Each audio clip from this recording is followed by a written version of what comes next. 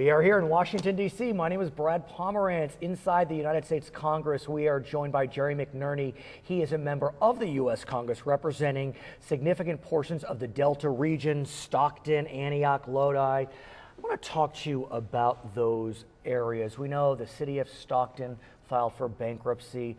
That whole area has had a real tricky time during the economic downturn, but I understand the news is better. It is. We still have some challenges. And a few years ago, you could see that it was a very tough situation. Our unemployment was 20% or higher. We were the foreclosure capital of the country at different quarters. But things have turned. For one thing, the crime rate has dropped significantly in the last year. We saw an almost 60% drop in homicides over a 1-year period. We've seen home prices shoot up about 30–40% in the last year. We see the Port of Stockton, which is a tremendous economic engine, creating jobs, new businesses moving in, and so I see a real turnaround, and I see it on the streets. You just feel better, and good to hear. You know, a lot of it has to do with public safety, and a lot of it has to do with just making sure people are getting the resources they need, businesses. I've got a couple bills out there to expand the definition of an empowerment zone so that businesses in our community can qualify for loans, and also a bill I think that's very important that will allow business to hire folks that have been unemployed. So working together at all levels of government with the private sector, I think we can really turn this thing around. While the economy in your region is turning around, there's another pressure coming down. And what is that pressure? That's the pressure of the drought. And you are in the Delta region, which is such a sensitive region of the state, both literally and metaphorically. And so I want to get a sense from you, how are you, your constituents, doing as California faces this historic drought? Well, as you've mentioned, the drought is a concern to everybody in the state, and it's probably the worst drought in history. So we have a lot to worry about. There is water, but it needs to be used very judiciously. We want to make sure that we put our resources in the future into planning so that we can store more water, so that we can, excuse me, so that we can recycle water, so that we can reuse it, so that we use water efficiently. I've got some programs out there, some bills to do just that, to encourage business to hire water efficient products. And I'm working with the governor, of course, and the president to make sure that all levels, again, of government are on this one. It's an opportunity in a way for us to work together to solve the problem and for long-term planning for our state. I want to talk to you about storage because that has become the buzzword, that California needs more storage. Your friends on the Republican side of the aisle in Washington are very firm on the need for additional storage. In Sacramento as well, there's a big cry for storage. But there doesn't seem to be consensus on what type of storage, when that storage will be built, how it will be built. How do we move the signpost further on this? Well, I think that's an excellent question. I think there is a consensus in the state, and everybody agrees that we need more storage. So how do we get there from here? Certainly below ground storage, aquifer storage, is something that nobody would have a problem with.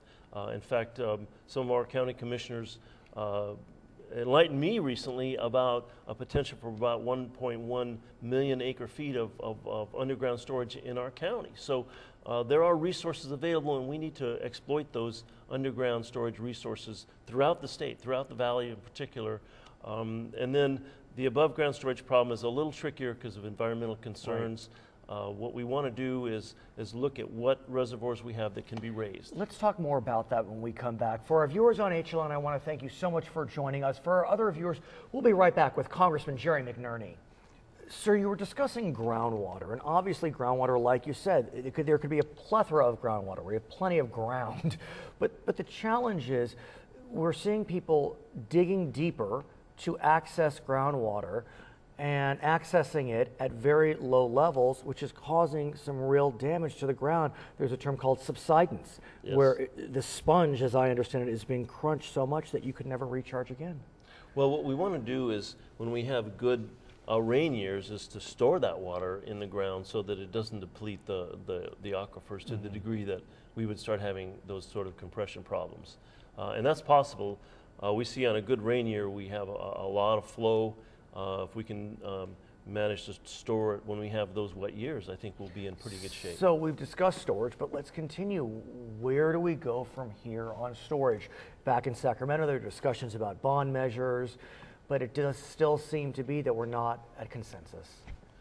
Well, the consensus is not that we don't need to do storage. The consensus is how to go about it, what to include. There's reservoirs all the way from Shasta all the way up in the north to San Luis, and in my district, Los Vaqueros. Some of these can be raised without too much environmental damage, and others we need to be very concerned. So that's the challenge. But storage is a long-term solution. Yes. What do we do today, though? The drought is today. What do we do? Well, we want to make sure that we allocate the water that we have in a way that benefits the state the most, that doesn't hurt the farmers. And if farmers are being asked to put land out of use, then they need to be compensated to a certain degree. So we want to make sure that our recycling capabilities are intact, that we can take water that's there, that's not totally salt contaminated, to be desalinated and so on. So there's solutions today, but really we're in a tough situation. We need to be very careful. You mentioned desal, and that is a potential solution. You may know in Carlsbad, a private company is building a desalination facility, which is exciting but expensive. So where do we go with the future of desal? Well, there's some exciting technology that's coming about. You're an engineer. And it's going to lower the cost of desal. And also, depending on where you put your desal facilities, if they put them where the water's not totally salt water like the sea, then some of our groundwater is contaminated but can be desaled very cheaply. And in parts of the delta that it's not that is brackish, that can be desaled very cheaply. So there's opportunities. Let's talk about the Delta. Okay. We know that the governor has proposed what's known as the Bay Delta Conservation Plan. Okay. Some call it Peripheral Canal Part 2. I'm not saying I'm calling it that, but that's what some are calling it. A lot of support behind it, a lot of dissent behind it, and I'm looking at a dissenter. Well, my concern is that the plan as it's being proposed leaves out the interests of the folks that live in the Delta. And I represent the Delta, so I'm concerned. But a bigger concern is that if we don't get all the stakeholders involved in a solution, then we're not going to move forward. It'll be hung up in the courts or whatever, and we don't want that. What I want is all of our stakeholders, our farmers, our metropolitan areas, and our local regions to work together, and I think there's solutions out there that make sense, that we can agree on. Are we early enough in the process where the Bay Delta Conservation Plan can be written in such a way that those stakeholders will be considered? You know, the governor has made this one of his key projects. It's not part of the bond that we've discussed. Where are we in the process? Well, we're pretty far along. We are. And it's unfortunate because if we would have taken the time to get all of us involved, I think we could come to a solution. And right now we're heading down a path toward conflict on this issue, which is, in my opinion, it's not going to benefit anyone. So where do we go from here? I mean, this is, aside from the drought, the Bay Delta Conservation Plan, or whatever plan you want to call it, something needs to happen on the Delta. Well, we need to have a plan put forward and an agreement, again, with people from all over the state as to what will work. And I think there's an effort to do that now. Our office is involved in an effort.